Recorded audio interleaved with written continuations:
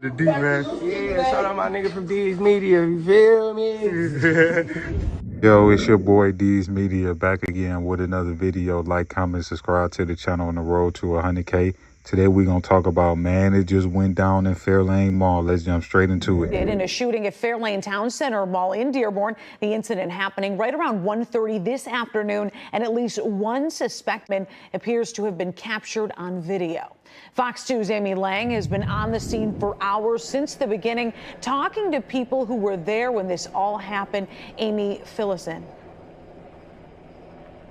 Such a terrifying moment. So many people were here for a family shopping trip, or one young lady was getting her nails done with her mom and her little sister. The girl was going to the concert tonight to see Usher and Chris Brown. So this is really like a family kind of day. It's super hot out here. It's nice and cool inside. No one expected what happened next. Take a listen to the police. It appears this was not a random act of violence. It was between two parties that knew each other here at the mall, and a fight began that escalated in gunfire. It appears that both parties had firearms. We have a number of the people involved at the station, and we're interviewing them to better understand what led to this escalation. He got shot in the face more than once. It was like blood everywhere. It was really bad. It's really sad. I was really just scared. My first instinct was literally to just run. I was shaking. And it was so close, and he was like, it wasn't like he was looking at where he was shooting. He was just shooting. Could have been anybody. It could have been anybody. It was kids in there. It's just ongoing. The killings and the shootings. It's going, and it's taking our young, it's taking our babies, and it's just scary. It's just too much. It's very sad. It has to be so scary. And this is your little sister here, down here. She said you said she's 4 years old. Yeah. When I talked to your mom, she said she was crying. Yeah, it was pretty sad. She cried herself to sleep. We had no policy, no procedure. Victoria's Secret's letting people out the back door because they say they want to go. Police is saying stand down, don't nobody go nowhere. We have nothing in place for when things like this happen. And that's the major problem. That's why I won't be back out at the mall. Like, everything will be done online from here on out because it's safer. And you know, that is exactly what police and what certainly the mall doesn't want people to do. They don't want people to stay away. They are trying to reassure everyone that it is a safe place and that this was an isolated incident, but obviously really scary for anybody who was out here today. And if you take a look behind me, you can see the yellow tape, the police car's still here. So, you know, they're still processing this scene. We do understand that 2 people were taken to the hospital, and then we also understand that one of the shooting victims did die here at the mall. It was just a really terrifying scene for everyone involved. And you know, police say they have a number of people that they're talking to right now at the station. So it's not clear if there is a gunman still unaccounted for, or if the gunmen were involved in the exchange of gunfire and both ended up shot, or if they have someone down at the police headquarters that they're interviewing who was involved. But obviously it is it's one of those situations that you never ever want to see, never want to be a part of.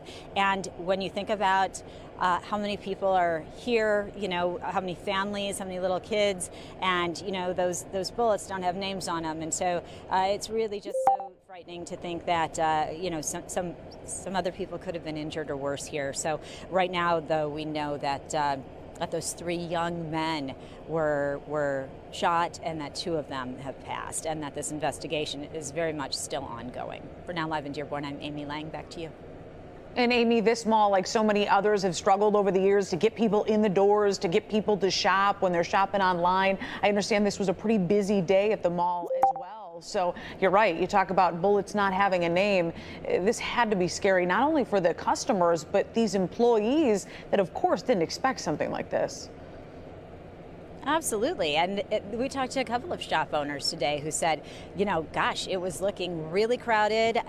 We were anticipating a really busy day. It's the holiday weekend, and it's really hot outside. It's nice and air conditioning inside. We've got, you know, people going to various events, and they want to get clothes. They want to get their nails done, all kinds of things. And they were really anticipating a really good crowd out here today. And so even thinking about that's that many more people who were here here when, you know, folks started shooting. And so it's really unfortunate that this is how people are, you know, trying to solve problems. And now 2 people are dead. Somebody else is badly injured. I mean, this is just a very sad state of affairs. And you know, we're not clear on just how much longer they're going to need to sort of process this scene or when the mall will be back open.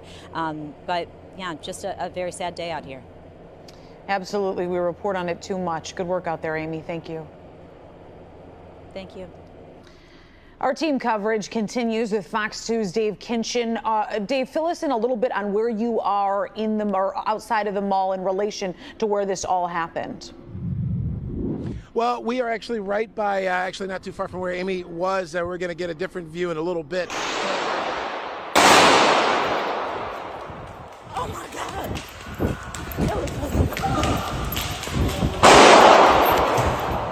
Go, go, go.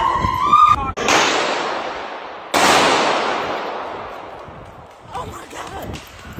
Go, go, go. My condolences go out to the families of the victims, anybody that's suffering from the loss, the stupidity and ignorance that happened at that mall. My condolences go out to y'all. I know it may not mean nothing, but, you know, prayers go out to y'all. Y'all about to get hit with the book. Y'all did that in Dearborn.